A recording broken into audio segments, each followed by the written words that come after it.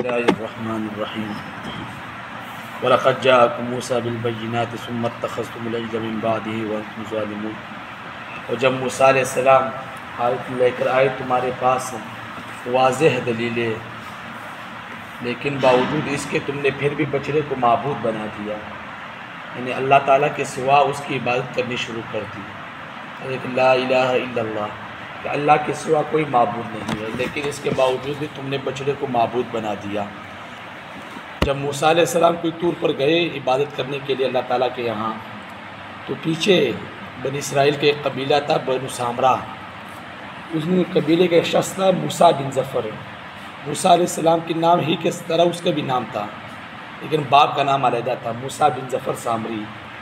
اس نے کیا کیا کہ جب بنی اسرائیل کی عورتیں مصر سے واپس آ رہی تھی تو فرعون کی عورتوں کے پاس بہت زیادہ سونا تھا، تو انہوں نے وہ سونا لے لیا۔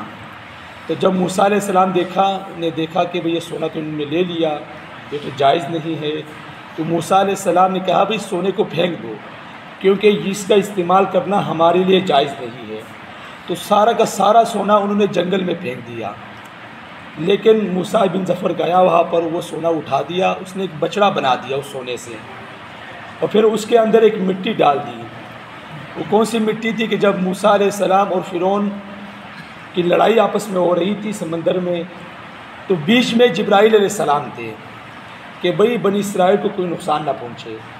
تو جبرائیل علیہ السلام گھوڑے پر سوار تھے، وہ گھوڑا جب بھی قدم اٹھاتا تو اس کے نیچے جو مٹی تھی وہ ہریالی ہو جاتی، سرسبز و شاداب ہو جاتا، اس کے نیچے سبزہ اگ جاتا۔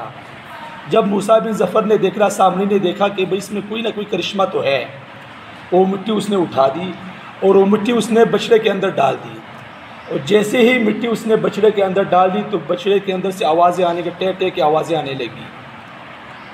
تو لوگ تماشا کرنے کے لیے اکٹھے ہوئے، جس طرح نا یہ نیا جو پل ہے نا، اس کے پیچھے لوگ باہر کے لوگ آتے ہیں کہ بھئی راوی کس طرح بہہ رہا ہے، اس کا پانی کس طرح ہے، نیچے کیا ہو رہا ہے، یہ بارہ دری دیکھنے آتے ہیں۔ تو ایک آدمی پل کے اوپر کھڑا ہو جاتا ہے، تو ہزاروں کے تعداد میں لوگ اکٹھے ہو جاتے ہیں، بھئی یہ آدمی کیا کر رہا ہے ادھر، ایسا کیا اس نے عجیب دیکھ لیا۔ تو اسی طرح بنی اسرائیل کے لوگ اکٹھے ہوئے، بھئی یہ کیا ہو رہا ہے، بچڑے کے اندر سے آوازیں آ رہی ہے۔ تو موسیٰ بن ظفر نے کہا، سامری نے کہا کہ بھئی موسیٰ علیہ السلام تو یہاں سے چلے گئے عبادت کرنے کے لیے، اللہ کو تلاش کرنے کے لیے، حالانکہ اللہ تو یہاں موجود ہے، نعوذ باللہ، اللہ تو یہاں موجود ہے، اور موسیٰ علیہ السلام کوئی طور پر چلے گئے ہیں، تو لہٰذا عبادت اس کی کرو۔ تو کوئی رکوع میں، کوئی سجدے میں، کوئی قیام میں اس کی عبادت کرنا شروع کر دی۔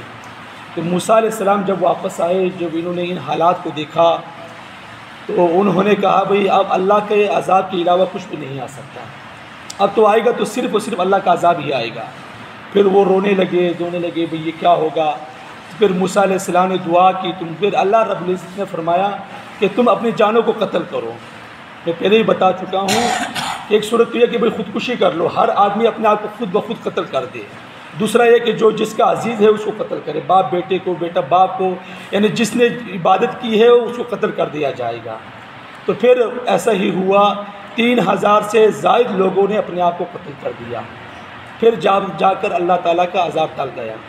تو یہ کہا کہ بھئی تم نے ظلم کیا، مطلب کیا کہ اللہ کے سوا لوگوں کی عبادت کرنی شروع کر دی تم نے۔ تو جس طرح آج کل کے حالات ہے، پھر درباروں پر جانا منع نہیں ہے کہ آپ درباروں پر جائیں، پیروں کے پاس جائیں، وہاں پر دعائیں کریں، آپ سب کچھ کر سکتے ہیں، لیکن حالات اتنے بدتر ہو چکے ہیں کہ کوئی آپ جب دربار میں جائیں گے تو کوئی رکوع میں ہے، کوئی سجدے میں ہے، کوئی کیا کر رہا ہے، کوئی دمال ڈال رہا ہے، یہاں تک سنا ہے کہ نعوذ باللہ کوئی دمال نہیں ڈالتا اس کو گالیاں نکالی جاتی ہے کہ بھئی تم شریعت کے خلاف کام کر رہے ہو۔ تو یہ درباروں پر جانا گناہ نہیں ہے، لیکن وہاں پر جو غلط کام ہو رہے ہیں پھر وہ غلط کاموں میں شامل ہونا یہ بھی گناہ ہے۔